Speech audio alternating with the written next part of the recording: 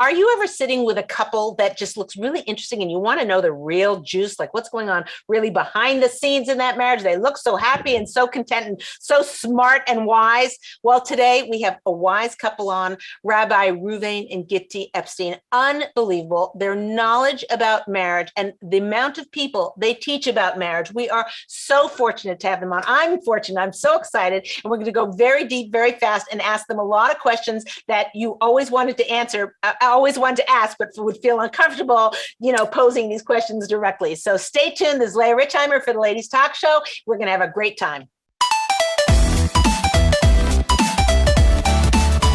Welcome, Rabbi and Rebbitzin. Thank you so much for being on. Tell us the name of your thing is marriagepro.co, right? It's like unbelievable. A lot of stuff to get there. This is a little bit, we're going to get personal here a little bit, not too personal, but whatever, we want to go right. So I'm going to start with question number one. First of all, welcome. Thank you very much. Okay, good. And then I'm like not letting you get a word in edgewise. And so the first question that we want to start with is a little bit deep, which is when you get married, you're all happy, whatever, and then you have that very first conflict. And how did you even know how to solve conflicts? Like when you were first married, did you see your parents were able to solve conflicts? Did you invent it as you went along? Did you learn it from somebody else? How did you learn to deal with conflicts? Or maybe you haven't yet, and we've got a big problem. Okay. So if I may say, I always say there's two types of people in the world. There's people who talk to me about their marriage and people who talk to me about my marriage. So I see that today is that side of things, yeah. Hey, how's the Epstein's marriage doing? So the truth is that I came from a very yeshiva background, which didn't have a lot of, let's call it education when it came to marriage. And my wife also came from a Beis Yaakov kind of background as well. We have, Baruch Hashem, thank God, wonderful, amazing parents as role models. But being that the way I do most things in life is very systemic, and I like to really lay it out and have everything very, very clear. That was actually how we got into the idea of marriage education in the first place, because I felt that there really must be a system of marriage that could be studied and should be studied. And therefore, literally from the day we got married, I was hitting the ground running. Okay, this is great. This is wonderful. It's amazing. And everybody on paper wants to be happy, like a lot of very 30,000 foot ideas.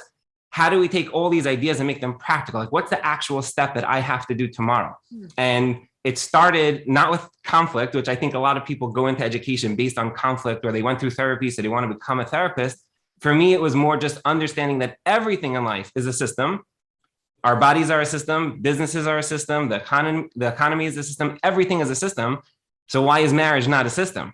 And therefore, we just set out together to study marriage for 5 years, and we're married coming up on 15 years. So we're still studying it. But at a certain point, there was a transition where we felt that we had enough information to develop the system fully and be able to give it over to other people. So I don't remember the first argument. Maybe you remember. I don't remember. Remembers. You remember? I don't remember an argument. But. Okay, so the way that I look at it is that for couples that say that they never argue on things, that's just very unrealistic expectation. There are different types of ways to argue about things. And I think that in the beginning, it took time to kind of learn how to argue in a way where you get your point back and forth together, where the other person hears what you're saying, and it's a skill. It's a skill that everybody has to learn. Everybody hears things in a different way. Men and women are completely different in their relationships. There's for sure going to be conflict, and there's going to be relationship. So you're going to butt heads if you're in a relationship, you're going to butt heads, but it's all the way that you work it through, you talk it through, you have that communication. And marriage and the systems that my husband teaches, and we teach with Chassan and Kalas, is that we try to give some tools to be able to avoid what a conflict sounds like, a blow up or like a disaster. And not necessarily when there's an argument, does it have to be like that? Doesn't necessarily have to be like that. Tariq, give me a scenario. I want to see how they would solve it. Like something, we're going to put a scenario where they would have conflict. Yeah. Like, oh, come on, Alana. I see you're thinking one. What? We just had a whole show with different scenarios that create Oh, conflict. should I grab one of the scenarios? Oh, I'll give one that we didn't cover. Exactly, Yeah, that was exactly. very smart. Okay. Let me just say is that whatever you're going to be giving us, any conflicts or anything, that the resolution that we're going to be doing is not going to be an in live type of way that we're going to actually resolve any argument that we're going to have with each other. But I want to point that out because a lot of people take a couple, let's say, that does marriage or does chassan classes, and they think it's been perfect always, or it's always, there's perfection. And I think that people struggle with that expectations of the other spouse being perfect. Or the, like the wife has to be perfect in this sense, or even perfection from yourself. You really want that. And there's no marriage that's perfect or hit perfection. You're always trying to get there. And you have to work on it. When I meet girls, let's say on Shabbatons, they say, wow, look at you guys. And I say, there's something to look at for sure. We are in a very good place because it's constant work. It's things that we work on. And it's a place where we got that, like, every single day was a beautiful journey in our relationship. I want to point that out because people think like you're like the pedestal of what it is. And we do have a fantastic relationship, Baruch Hashem, but it comes from the work. It doesn't just mean that you just so let's throw in and you just go sailing. There's always what to work on. So let's say, for instance, your husband never cleans the table, and he always makes an excuse and says, "Oh, I'm busy now," or "I've got this phone call to make," or whatever. Maybe that's his dumbest example. I'm trying to give you something simple. Like, how would you go about solving such a thing? So wait, could I jump in for a second? Yeah. Okay, so let me lay out some principles, okay? Because as you know, I'm an accountant, right? So my brain is like more like accountants, like ABCD. Yeah, exactly. So let me lay out a few things, okay? Number one is, just because a couple has a disagreement does not mean that you have to have an argument. That's a very big idea. So just because you disagree on something doesn't mean that you have to have an argument. Many people call us and they say, many of our couples or many people call us from the street or from the internet or whatever, and they say, we have a question. And I could tell the difference usually within a matter of like 30 seconds if they together have a question or if he has a question versus her, meaning it's his side of the story. And my wife, she says whatever she says versus, we were discussing this and we were thinking that like we could send our child to this type of school, which gives this type of education. And my wife was saying that maybe we should, consider going to that type of school because that has a different type of education. We were wondering if you could give us your perspective as a neutral party, but we're amicable. We love each other. We care for each other. We're not fighting. We're just having a conversation. And that is very different than somebody saying, my husband's crazy. He doesn't listen to a word that I say. I've been trying to stress to him that we need to send to this school because this is the education that our children need. And he's like, I don't know where she's coming from. This lady's totally nuts. When the second couple calls, there's usually, and I think this is to get to the first point, you're not on the same page. Marriage is about, we always say marriage is kesher. Kesher means a connection. Connection means we are one. And it's very cliche to say that there's no I in team, but it's true. When you look at it, that when you get married, you have a second opinion and you have somebody who's really smart, that you believe in them, and all your life goals are shared and your values are shared and your children and your businesses and your emotions. So that is step number one. Well, that's totally crystal clear, but how do you get there? Like I hear, like, you said there's two types of couples, one where he's like this and I'm like that, and, they're fighting over it. And then the other kind is where we have a problem. How do you, that transition from point A to point B, can you explain to us how to get there? Yeah. So feel free to jump in at any point here, but when a couple starts out, they're very new. It doesn't matter if they're dating for years. Marriage is the ultimate dedication. Like, we are doing life together. We're not just having a good night together, a good week together. We're doing life together. And when that realization sets in, I always tell most couples, you're now at ground zero. You're now at zero. You get a couple of brownie points just for liking each other.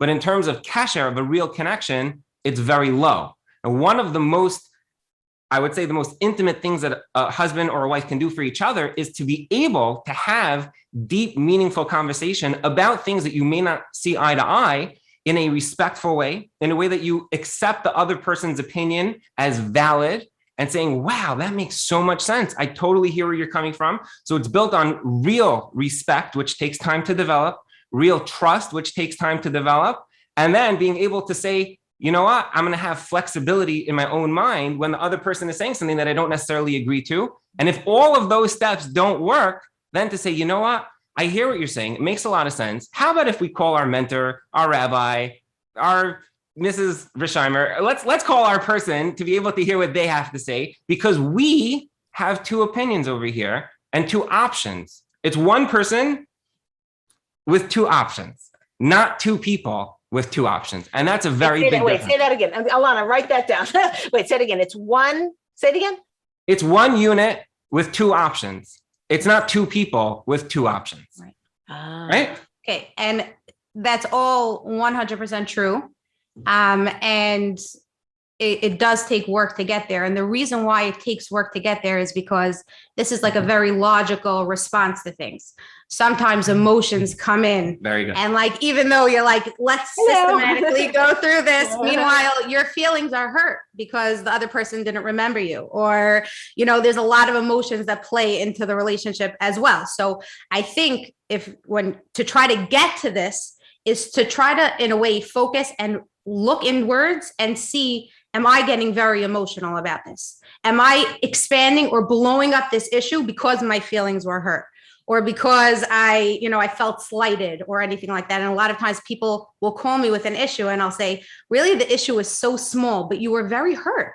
And hurt kind of clouds a lot of the, we could sit down and do systems, and systems will work.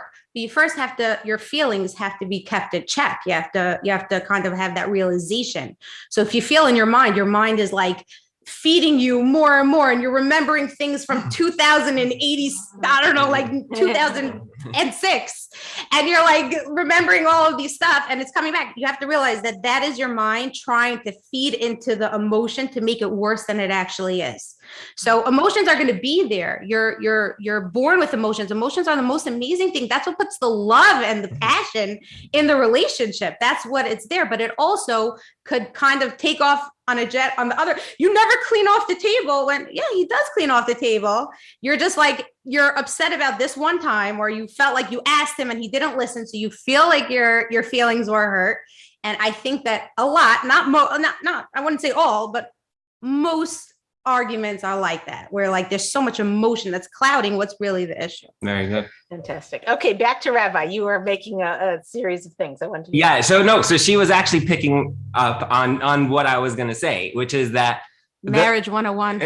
No, which is that what oftentimes happens is that all of those things may not have been developed, but usually, and I like to point this out when couples come to talk to me, there's about a 30-second window where you can either go right or go left. And what usually happens is that we go left, which is the very emotional, very attacking, very, demeaning, putting the other person down method of trying to get the thing that you want. And I always say that whenever a couple is complaining, they're kvetching, they're yelling, all they're really saying is, I want to be closer to you.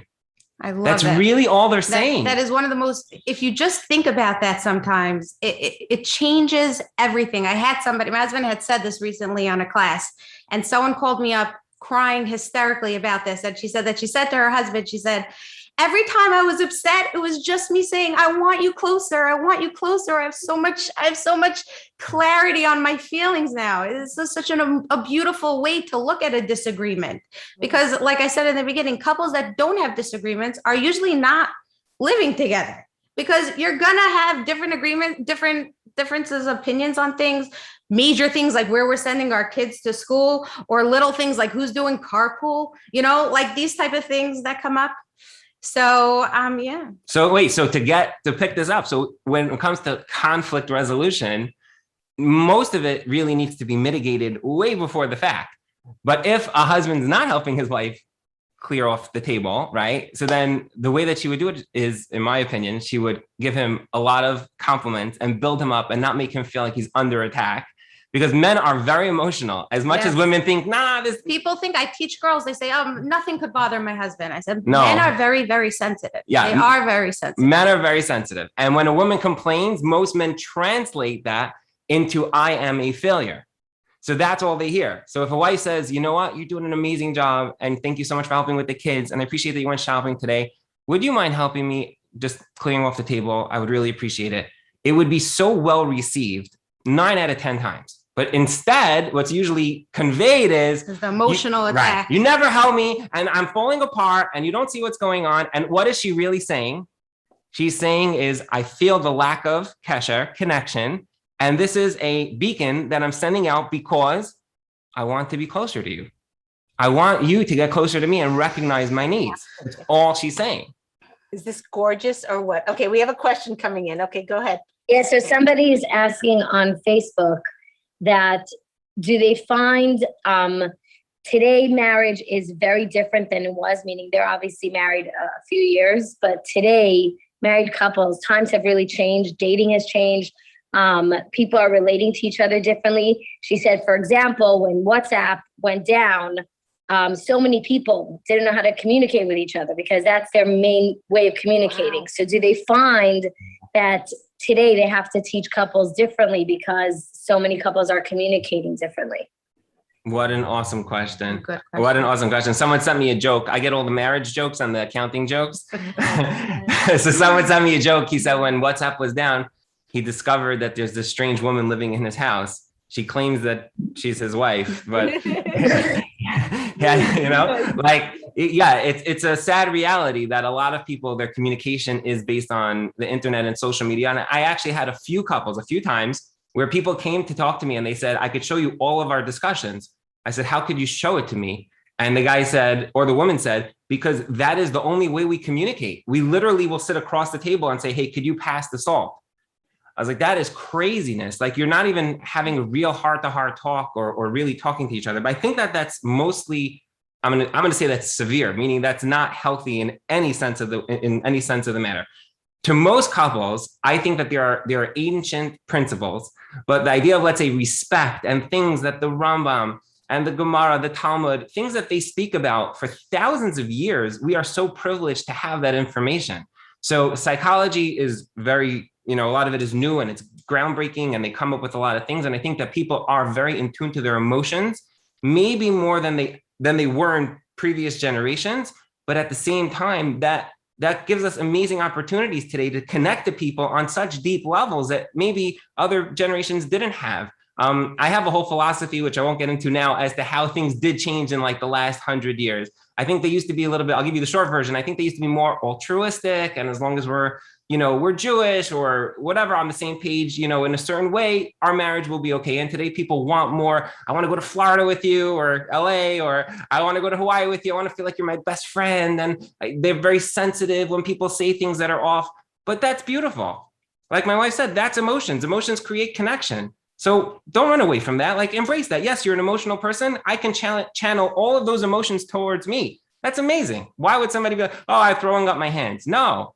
So let me ask you another question, because here I get this a lot. I get a lot of questions about that are really come down to misunderstandings. A woman feels misunderstood by her husband. She doesn't feel like he gets me. He doesn't feel like he even is trying to get me. He's like he's living his life in like a bull in a china shop, and he's just going. And there's a whole lack of empathy or getting in the other person's shoes. As a wise couple, in terms of you understanding each other, how did you overcome those hurdles? Because you're a man and she's a woman, and they, to understand how the other person thinks. So if you could address for people what it is to get over the hurdle of the desire to be understood. So can I say one thing, and then I'm going to leave this to you, because I see that you have a lot to say. I could feel it. I could feel it over here. Let me just share two very short ideas. Number one is, it says in the Torah, it says, "Loi taiv hiyos adam levade." It's not good for man to be alone. And there's a commentary that says that what that means is that it's not good for a person to be completely egocentric. Man was created alone, and Hashem, he looked at man and he said, it's not good for you. You should understand. I'm giving you a message. We're born egocentric, and it's not good to be egocentric. You have to step out of yourself to connect to a being that is more emotional than you. And that is, and this is the second idea, that is the primary responsibility of a husband, is to understand his wife, is to take the time to understand her emotions, to realize that she sees the world differently than you. And most of the time when he doesn't do that, she says, I don't get this. I'm not being understood. But hold on, you're telling that to the women who are now going to say to their husband, it says. Okay, so I'll say something. I'll say something to be mashlam this, to make this whole, is that a lot of times a man does want to connect. Men do want to, as much as not so much of their teva. Like we said, men are sensitive. But sometimes when he does make himself in that vulnerable place, it's met with not a good temperature in the house. I'm not blaming the woman on this, but a lot of times if a husband does reach out and give something where she to try to understand his wife a little bit, and it's not received well, he's going to shut down. And I feel like women don't understand their power of just the temperature in the home, being open, being sweet, smiling, right? Just being smiling.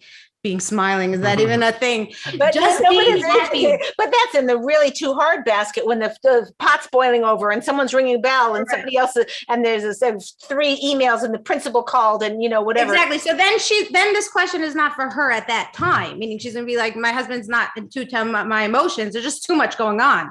But when you do have that time and things are not flying and crazy and the general temperature of the house is all the time, you try to work on yourself to that place where he comes home and he has that kind of calmness from you. And if you need extra help to get there, get it. Get your extra cleaning help. Do something to make your life a little bit easier so that you can make that atmosphere a little bit easier so that when he gives you something, you're willing to accept. The more you accept, the more he's going to give. The more you connect and not throw things back at him, or the more that he gives you something and you don't ignore it, but you actually connect to the little things, you'll get there. You will get there. And also, just to say, for people who can't afford extra help or whatever, sometimes you can barter. You can tell, you can babysit. Anything you could do. Anything you could do. I think it was Rabbi Reuven who said. Let me just finish. Hold on a second. You can babysit for somebody else's kid. They babysit for yours. Now you save that money to buy extra help. I'm sorry, Rabbi. Okay. I think Rabbi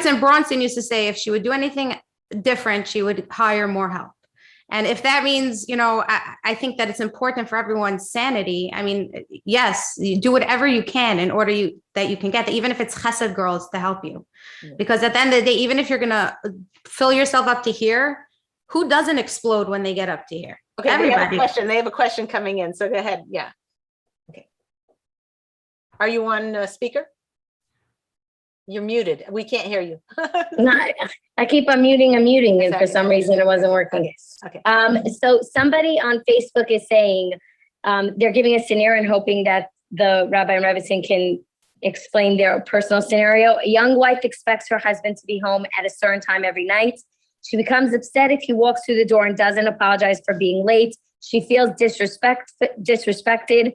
He doesn't get it. This plays out throughout the relationship where she does not feel he respects her. And he doesn't understand why she's getting so emotional about something that to him is so silly. Okay, so can I jump in on this? There's an idea that building on what my wife was saying before, which I think is an important tool. Let's go back a step, okay? People feel an emotion, right? She feels, this woman just said, I feel like he doesn't get me, misunderstanding me, he's belittling, right, what I'm feeling, and all those emotions. I don't believe that today or anytime a lack of communication is really the issue in marriage. I know that's a big statement, but I don't believe that it's a lack of communication. I think that what's going on in most marriages, see, lack of communication to me means I leave the house, I don't tell you where I'm going, I didn't communicate anything. What is usually going on is that you are communicating in your own voice in your head, the way that you think that you're getting across your point of expressing your emotion, but you're doing it, a person may be doing it in a very poor way. So I'll explain to you what I mean. Take this woman, for example, right? She has an emotional need. So probably at most times she feels emotional. She gets upset. The second her husband comes in the door, she says, "Where were you? I don't understand what's going on over here." Rather than becoming non-emotional, which is difficult. Like, admittedly. It's Impossible. difficult. Okay. Impossible. But It's not impossible. But if this is the It's not 30 impossible. seconds, and this is the 30 seconds that I was referring to before, this is the 30 seconds where you could either go right or you could go left. And rather than saying, where were you? Of course I didn't make supper, or supper's been sitting on the table for 2 hours and I don't understand what's going on over here. In which case her husband will feel under attack, underappreciated. He's probably not out partying. He's probably out working or learning, which is a value, or doing something which is really for both of them in his mind, right? So he's like, I don't understand what's going on. But they don't have a lack of communication. If she would turn to him and she would say, you know what I would really appreciate from you? You're doing an amazing job, how hard you're working. You're going to school. She would like list off all the things that she does appreciate from him and say, if you're going to be running late, it would mean the world to me if you could give me a heads up, because then I know I have 2 hours more to prepare supper. Or, you know what, my batteries are a little bit low. I would really appreciate if we could go for a short walk. If she would take those 30 seconds, it's not more than that. And instead of turning left and turning it into a major argument, turn right and actually communicate what she's feeling in a way that he'll get it, he'll understand it. Like, you have a phone, your phone battery is dying. We spoke about this on the last segment, right? Your phone battery is dying. And she just says, my batteries are just running low, but I love you. I want you to, let's do this. Let's go for a walk. Let's go for ice cream. That 30 seconds is all the difference. Marriages are not built on like years and years of work. It's built on 30 seconds over the course of years and years. Wow. The eloquence that I will never get to. Gorgeous. Okay, so let's go to the next question. And okay, she's flagging me for another question, but I want to go with this one. I want to talk a little bit about expectations, because I think that unfortunately, we're seeing a lot of divorces from younger people very soon after marriage. It's really a crisis proportions across the board, and so a lot of it has to do with expectations. And if you could talk about two things, one is what your advice would be to people in that situation, and how to tone their expectations down, which is so impossible because they might have spent 20 years of their life expecting a certain type of a marriage, and then it looks very different. So that's the first thing.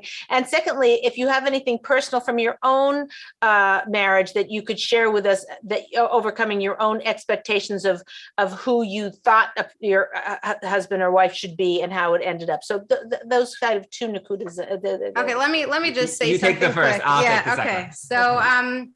So something about expectations is that a lot of times when people have expectations, they really set themselves up for disaster, because they have an expectation. Sometimes their spouse doesn't even know that that's their expectation, and things come up and they're like, I expected you to come home on time. And there was none of that communication to begin with. And I think that that's a big, that expectation issue is like a big issue with couples, because it could be expectations on anything, on the little things, on the big things. And like, you're always going to be slated if you don't necessarily communicate that to your spouse, what you're actually expecting. And a lot of times the things that you're expecting and you'll even communicate is not even like a normal expectation. You think your husband should be this, or you think your wife should be like this, and it's not. And I was having this conversation with a few women, and we were talking about the concept of accepting your husband for who he is. And your husband is going to have many quirks and funny things about him that he's going to do. Is it that he loves photography? Is it that he loves to, he's into animals? Is it not that these are funny, I'm just giving you some examples of what the women were giving in this conversation. And I said, you can either fight it. You could either fight it all your life. This is a weird thing. My expectation was that my husband was going to do this and this, and you're doing this and this. So that's one route to take, is fight it all your life. Or there's another two. One is that you can actually accept it and say, this is who my husband is, and I respect him for who he is because of these quirks and funny nuances about himself. Or even a higher level is to actually embrace that. And if there's something about him that's like a little bit on not what your expectation was about him, you thought he was going to be a plumber and he ended up being a doctor. Okay. You embrace that about him. Okay. You embrace that. You fill him up. You respect him. You compliment him. You make him feel like he's the best in what he can bring to the table. So we were, different people were giving different examples about accepting and embracing, and things that were hard for them, how now they turned it around. Like there was someone who gave an example of their husband who obsessed with politics, and that really bothered her, that all day he's on the phone with his politics. And she said, I could either fight it all the time. I hate it that you're on your phone. You're always in politics. I think politics are stupid. Or you could accept that this is who he is and embrace it. Join Twitter with him, answer his tweets on his political views on things, buy him things that have to do with political stuff, discuss it with him. If this is a point where you feel like this is where he's being guided to in life, join him. So there's a lot of examples of this, but a lot of times don't have expectations. I feel like expectations really set people up for disaster. Like, look at your husband like he's the best thing that ever happened to you. And he will be. If you look at him like that, he will be the best thing that ever happened to you. Can I just share a very funny story? Yeah, on this one point. If you remember, we were once on a weekend, on a Shabbaton, and I sent this, Mrs. Richeimer, I sent this to you in one of the documents that I sent to you, but this is like the funniest story. I don't know if you read this, but I'll share it because it's very funny. We were on a Shabbaton. There's like 1,800 people in a ballroom, and they're trying to get everybody quiet to give like a short, like 5-minute speech. And it's impossible. There's 1,800 people, babies are crying and screaming. And from the middle of the room, this, not a grown man, like an overgrown man, okay? He climbs onto the middle of the dining room table where his family's eating, and he hollers at the top of his lungs, "Quiet! Everyone quiet!" Oh my gosh. And everyone was like frozen because there's like this humongous man standing on a table hollering. And I was like holding on to my chair like, oh my gosh, I'm embarrassed. I'm embarrassed for his wife. And like, I nudged my wife. I was like, I can't imagine what this guy's wife is feeling right now. Her husband is standing on the table. And like, I look forward to see this wife. She's sitting in her chair and she's looking up and she's giving him 2 thumbs up. She's like, great job. And I was like, that is such a great marriage. Like, you understand? She knows who she's married to. She gets him. She understands him. I've got goosebumps from that story. Wow. Right? How many women would be? I was like, she's for sure going to crawl on the floor out of the dining room. That's what most people would feel. But she understands this is her husband. This is his personality. And how many times is it not that extreme, but it's like fixing his dandruff and straightening his tie and correcting how he talks. Don't say this, and be careful how you present yourself with this. Right. A lot of controlling. As opposed to realizing that at the end of the day, you're 2 people who are becoming part of a new unit. And this is your other half that you finally found, right? That's what the Gemara says. Like, you found your other half. And yeah, it's not going to be identical to you. It's going to be very different. But all those differences oftentimes can be played to become such a major advantage for you as a couple. So it's celebrating who they are rather than being annoyed by how who they are.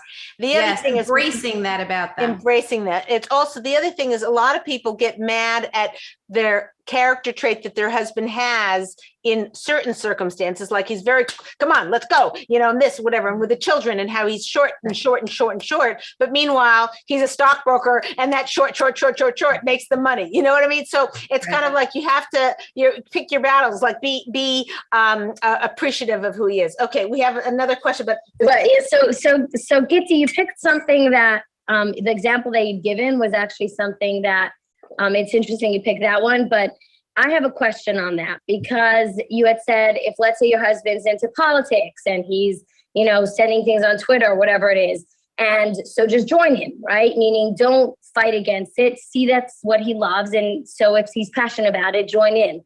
But what if you don't feel that what he's doing is valuable to your type of lifestyle and home? Like, if I'm talking, let's say, from my own experience, if I'm not a social media Twitter person and I think it's a complete waste of time and my husband should be doing something, for the family or learning or whatever it is, right? That's an expectation. I just want to point that out. You have an expectation. But by the way, 100%, but it's a Torah-based expectation. So where's the differentiation? Even Torah-based expectations, there are people that have expectations that their husbands are going to be sitting and learning all the time. And I actually had this with a couple. Okay. This couple, she had expectations that her husband was going to be the next Gadol Adar, sitting and becoming the next Rosh Hashiva. That was his goal also when they got married. And he sat there and he learned and he learned and he learned. And as he's learning, he's slowly but surely burning out. And his wife is pumping him. No, you could do this. You could do this. This is the lifestyle that I want to have. And at the end, he sat her down. And he said, I can't do this anymore. I feel like I'm wasting my time. This isn't for me. So yeah, this is a big value to learn Torah, but he was completely burning out. And he ended up going to work. And I told her, this was exactly the same type of advice. I said, you could either have the house that you dreamed of having a Rosh Hashiva, but he's going to be miserable and you'll have that house, or your husband will be kovea item. You're gonna very much encourage him to go out for an hour or two at night for sure. But you're actually going to have a home. You're going to have a marriage. You're going to have a relationship. Mm-hmm. And a lot of times you have such an agenda. We have such agendas to push. And sometimes our lives are not exactly how we pictured it when we were 18 years old. Now we're older, in upper 20s, upper 30s, upper 40s, as we get older, things change. You're not the same as you were back then. He's not the same as he was back then. And doesn't necessarily mean that your value for Torah changes, but your value for him increases because he's living his life the way that he should be living it. So expectations, like I said, you have an expectation. My husband should be doing this instead of this. Even what are you going to do? You're going to cram it down his neck every single time. Why are you on your phone? Shut off your phone. Or, and I'm not saying it's an ideal situation. Nobody wants to have their husband on their phone, but schmoozing it out when it's not a hot temperature time is a great time to talk about it and say, listen, I know you like politics. I don't get it. Okay. I really don't get it. But could you just give me at least 15 minutes of uninterrupted time with the kids when you come home? And then you can do whatever you want. But just and it's not when he's on the phone, you never spend any time with me. And, it's in this heated environment. It's when you're taking a walk with your husband and you say, I love that you're into this. Like you have a passion for this, even if you don't necessarily, but I see it. I don't necessarily get it, but I'm happy that you're into something like this. But the family could use you. Let's, 5-10 minutes when you come home, maybe a little bit longer. I don't want to have an expectation that my husband should be spending time with the kids the entire night and putting them to sleep, but just show me that for a little bit, you're putting away your phone. And if he doesn't do it every single time, don't blow up either. Have that walk again in another few days and just reiterate the things that you want. I find almost anytime you're in an emotional state and you're yelling or someone else is yelling, it's not gonna. Think about your own kids, right? Think about your own kids. Do you take them out for, this is true. I take them out on dates, regularly. Take my son out for ice cream. We're schmoozing. They're calm. I'm calm. We're talking. And I say, I'd really love if you got to sleep a little bit earlier. You read so late instead of coming in when he's still reading. What? You're still up at 11:45 at night? This is crazy. You're not going to get anywhere. He's going to remember that his mother was upset. Right. And I feel like it's very similar with a relationship also. You're going to remember when you're always on your phone. You're never talking to me. No, nothing's going to go in. You're upset anyways. Stay upset. I'm going to keep on my phone. Right. But if you when the temperature is lower and you're having a good time, and not that when you're going to talk about it, the temperature is going to explode. It's coming from a positive, healthy, sweet, warm place. You'll see things change. Okay. Yeah. Kai, I want to just add two things. That was very, very eloquent, very nice. I want to add two things here, which I think are very important, and I think very direct to this point. Maybe we could turn this into a little slogan. The Torah has an expectation of your marriage to be strong. People very oftentimes use the Torah. My expectation of marriage is that you'll learn Torah. Yeah, well, the Torah expects you to have a good marriage. Whoa. How often are people using the Torah as an excuse to create a rift within their marriage, right? The Torah expects you to have a great marriage. Very often, what is marriage? Let's slow down. What is marriage? Marriage is, I think we spoke about this last time, marriage is a journey. It's two people going on a walk together from one block to the next block to the next block. That means that as you take a step, I take a step. That means our whole journey is being run side by side, next to each other, connected to each other, consulting with each other.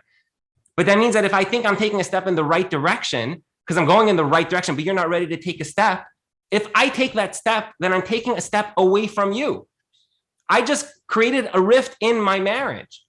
There are people who use the Torah as a basis for having a weaker connection, therefore a weaker marriage.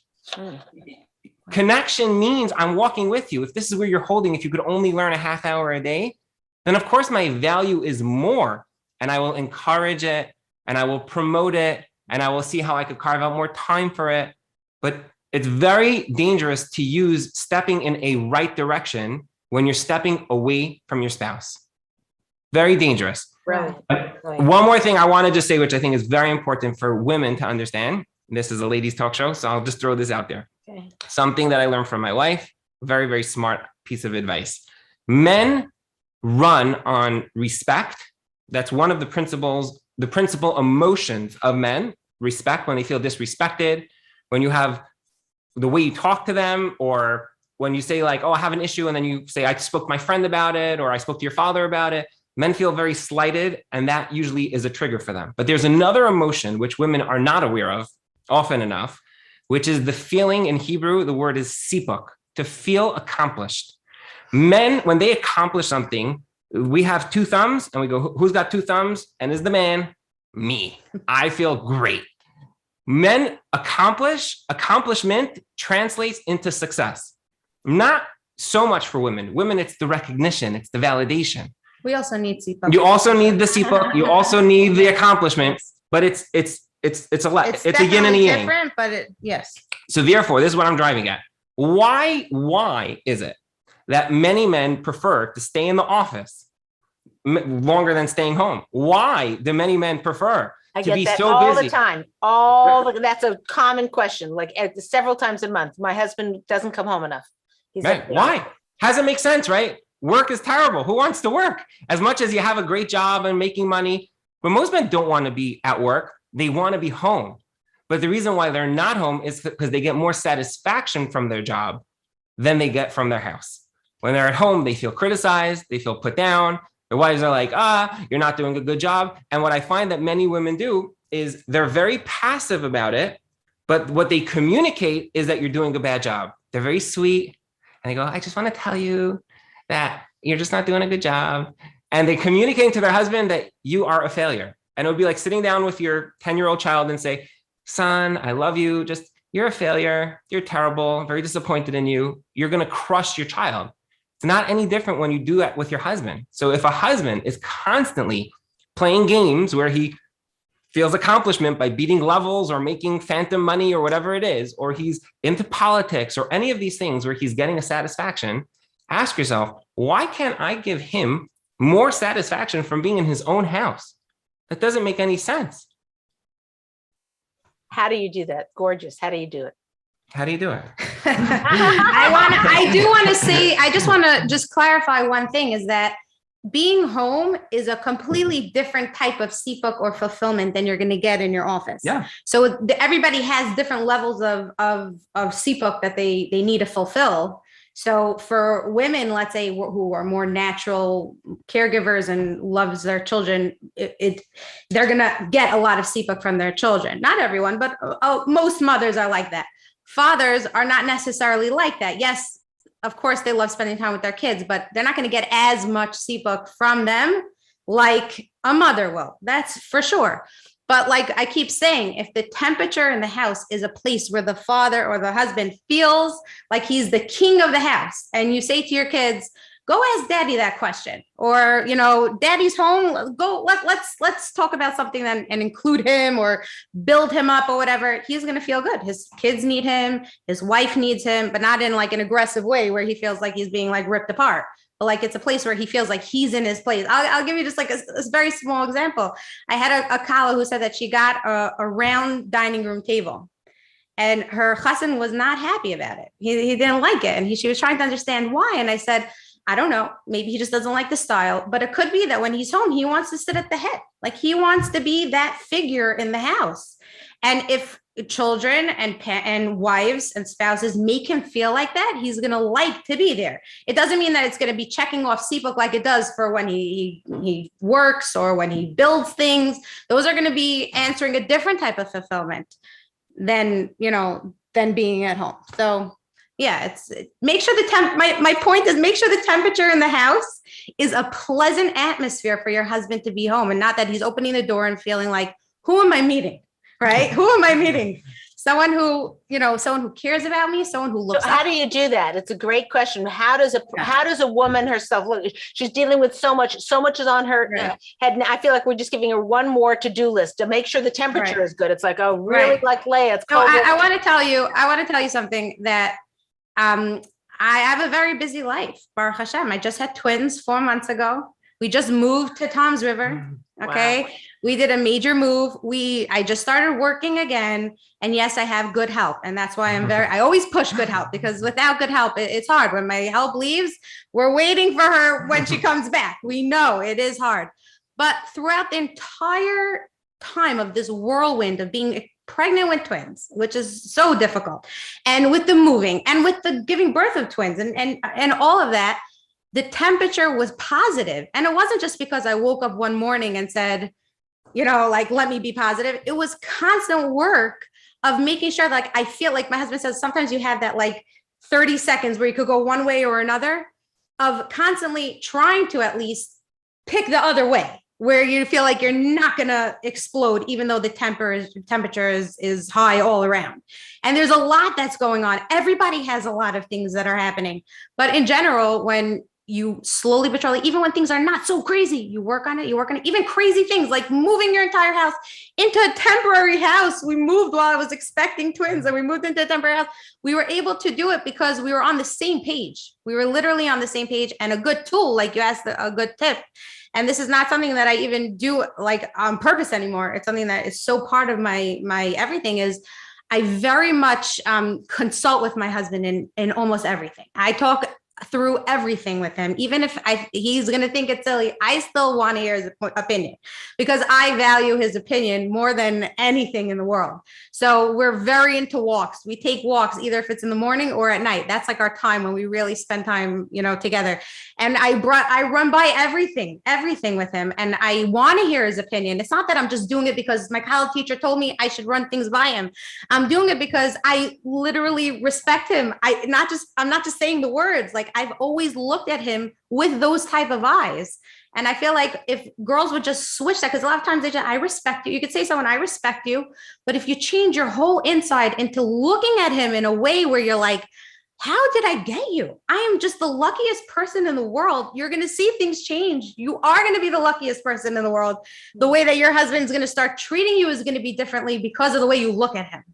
So yeah. Wait, can I add one thing here? Yeah. Okay. I'm so happy you pushed to bring my wife on. I just want to say something. This isn't my thing. I'm a very good supportive wife, and I love teaching college one-on-one and giving refresher courses, but to do this is very much outside my comfort zone. And my husband pushes me to do things like this. And I'm not as natural as he is. He's fantastic. Every time I hear him, I'm blown away, even though I hear these concepts. And that's great. It's good to get pushed out of your comfort zone every once in a while, even if you're not perfect. So I want to share this, is that, you're asking about, let's say, our marriage. I want to share one story, an episode, which I started using this idea to many couples. So we work together, and I'm a partner in my firm. So I'm the boss to a degree over, many of the people in the company.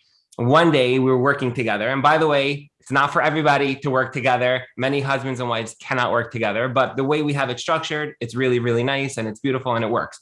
So one day, it was I think it was during tax season many years ago, my wife comes upstairs and she's like, so can I talk to you for a second? I was like, it's so crazy. Yeah. Okay. What do you got? It's 30 seconds. So she's like, I think that the temperature in the office is getting too high. I was like, so call the guy to fix the thermostat. What do you want from me? She's like, no, I mean you. I was like, what do you mean me? She's like, there's a lot going on here in the office. It's tax season. It's so crazy, but you're the boss. And as the boss, you set the tone of the office. I was like, whoa.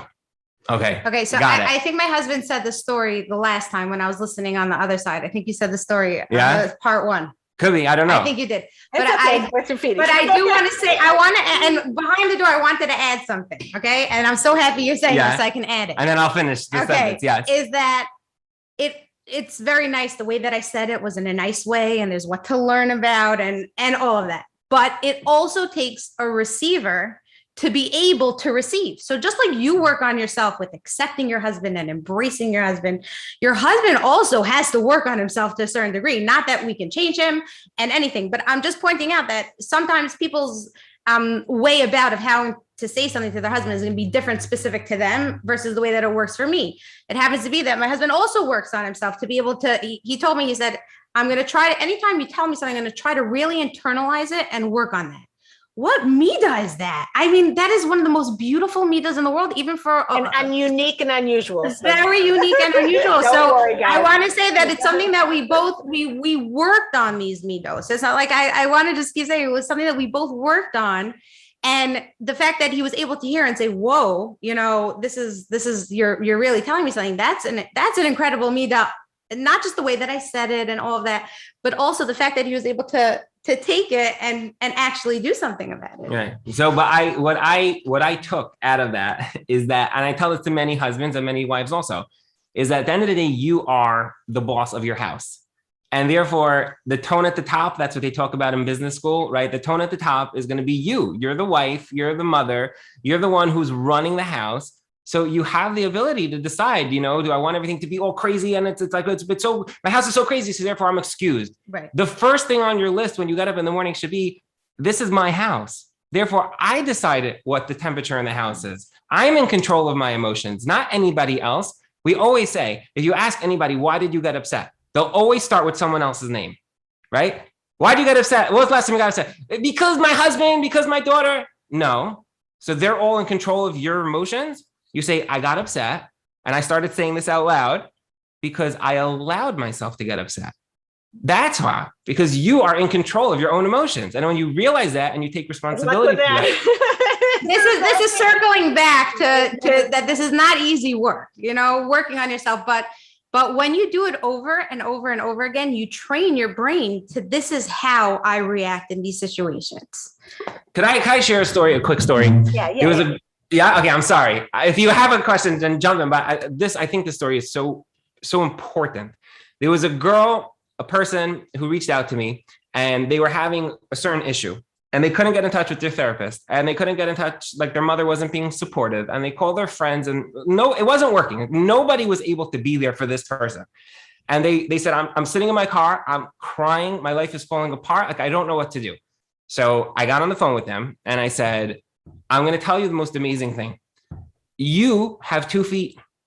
And if you put on a pair of sneakers right now and you start running, your body will start to create endorphins. You'll start to feel good. It's like taking drugs. Hashem created us with amazing abilities to self-soothe, to get ourselves to a point where you're able to calm yourself down. And I said to her, forget your therapist. He said, my therapist is not answering. I said, yeah, because he's probably in a session, or it's probably after hours. And my mother's not supportive. You're not going to change her right now. And my sister, forget all those people. Start with, I take responsibility for my own emotions. You have feet, start running. She emailed me an hour later. She said, I just got back from an hour run. I never ran an hour in my life. I'm schwitzy. I'm sweating away. I feel like $1 million.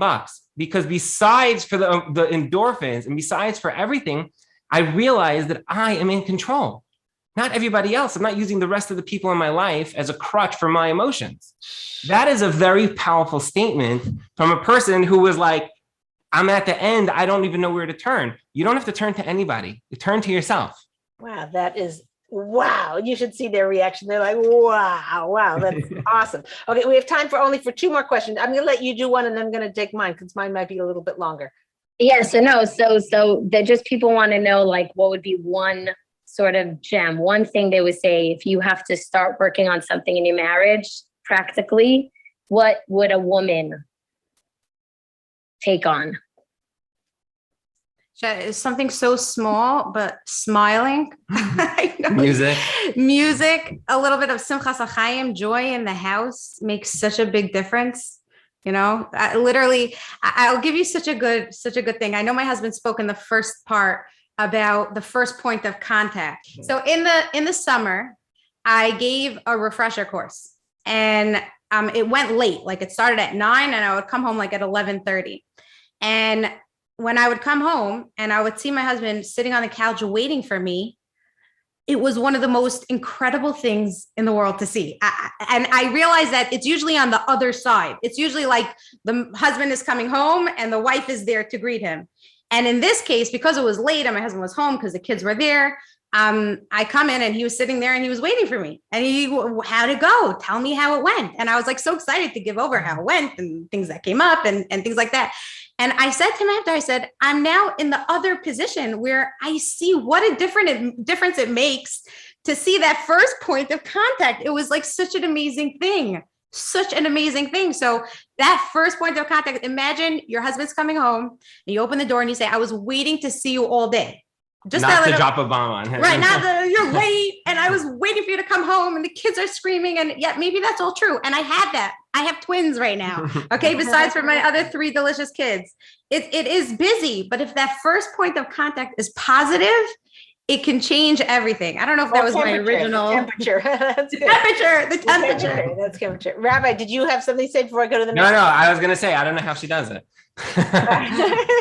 Okay. So the last question is, what advice would you give to your newly married self? Like if you, from where you're sitting now, 15 years in, and you're a newlywed, what advice would each of you give to your newly wedded self?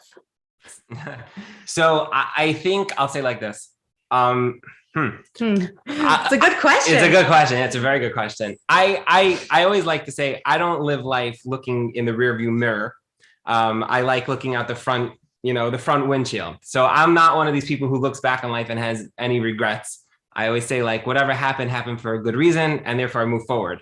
There was, I will tell you, I'll share with you that there was one decision in my life that I made. I think I was 15 years old, which it served me very, very well. When I was in 9th and 10th grade in high school. So I want to say I wasn't doing all that great. I wasn't doing all that great. I wasn't doing anything wrong. I was very passively going through the high school system, like flunking a lot of tests and just sitting there, just letting a lot of the information just go over my head. And the beginning of 11th grade, the first day number 1, I said, I'm going to take responsibility. So I'm not going to start blaming my classmates or my teachers or the school system or anybody else. It's going to be me. I'm going to take responsibility for how much I study this year, how much I learn, who I learn with, the hours that I put in. It's all going to be me. I'm taking responsibility for my grades, for everything. That decision, along with another decision, and that second decision was that any person who says anything which can potentially help me in my life, I'm going to take it to heart. And I told this to my wife, which is when I developed this idea. And I said, if there's somebody who has information that could help me, then that person, I'm just going to keep squeezing until I get as much juice out of them that I can use in my life. And therefore, when we got married, I came in with this, years of building this up throughout the rest of my yeshiva years, which were. Wait, 11th grade, first day, what was the impetus that had you make such a monumental decision? It's a funny thing, but the school that I went to had actually 2 buildings. And 11th grade was the first year you were in like the new building, like the older boys building. And I was walking down the street and I remember thinking to myself, like, I'm almost graduating into this new building, but I don't feel like I'm really going anywhere. Like I feel very stagnant, like nothing's really full of growth. So why am I not growing? And it was like this 5-minute walk where I was walking and I was thinking to myself, oh, it's this person's fault and that person's fault. And I was like, no, it's my fault. Let me take responsibility for this. And all the people who are going to share anything, this is going to be the time I'm going to listen to whatever they have to say. I may not like them. I may not like their message. I may not like how they said it. I may not like their story. But if there's something that I can glean out of there that will be helpful for me, so then I'm going to try to implement it. And then when it came to marriage, the answer is that the way I started off our marriage, when I shared this with my wife, was that we're just going to keep learning and growing and implementing and understanding. That was how he proposed. That was literally how I proposed. I was like, this is how I envision this happening. And that's why, so I don't have any like regrets, like, oh, I would have told myself this or that. I would have said, if I would put into words, I would say that there's so much education today. There's so much knowledge out there. There's so many good people that you can tap into. So just make the beginning of your marriage just the beginning of a very long and successful journey. And don't get caught up by like the things that get you off of that journey. Just get right back on track, continue learning, and take these tools and implement them. Because in reality, all the things that you'll read in a book or you're hear anywhere else are really long-term goals. Respect takes a long time. Trust takes a long time. And you can't just hear it and say, yeah, I got this.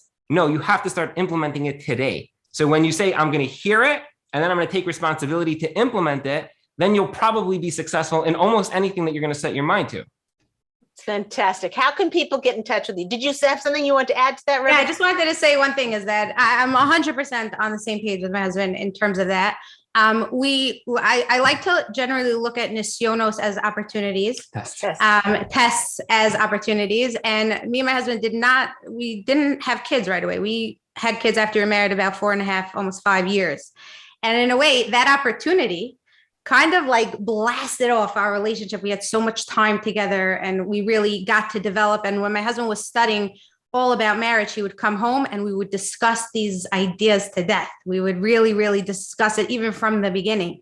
But, and one of the things that we did have, which I give over for people that want to have, not necessarily for my younger self, because this is something that we had, but for other people that had that, who need this like boost or advice for if they're just starting off, is to have a good mentor and have a good rabbi. If that's someone who we had a fantastic rabbi, and there were many disappointments that we had when we had just gotten married in terms of, not having kids and things like that. And we always had that rabbi we would go to, and he would give us a great mindset on these opportunities that we were having, and we would walk back and our relationship would flourish from that. So having good perspective, good mentor, good college teacher, good something in your life is so, so vital and so important. Fantastic. Okay. How can people get in touch with you, Rabbi? So our website is marriagepro.co and email at marriagepro.co. Anybody wants to reach out. I try not to go to sleep with unanswered emails. It's tough, but I know it's rough. But if people, and there are many, emails. Yeah. If people feel that there's something that we could offer, I'm happy to, This was just priceless, precious, very, very grateful to you. I feel like, someone who started watching the show and where they are now, they're different people. You really gave us a lot of food for thought and a lot of strength. I'm very, very grateful to you. Rebbetzin, you're delightful and delicious, and really happy having you guys on. Thank you so much for being this. Thanks for having us. Thank you so much. This is Leah Richeimer for the Ladies Talk Show, and we'll see you guys next time. Here's the thing, ladies. If you don't subscribe, you may miss out and you're going to miss some great content. So you need to either like us or follow us on Instagram, follow us on Facebook, on Torah Anytime, on YouTube, or go right to our website, www.ladiestalkshow.com, and fill in a subscription button. And then you'll get every week an update on exactly what's happening. And if you do that, oh, by the way, if you subscribe on our website, you also get 10 tips to have a great relationship. Don't miss it. And don't forget to subscribe. Thanks a lot.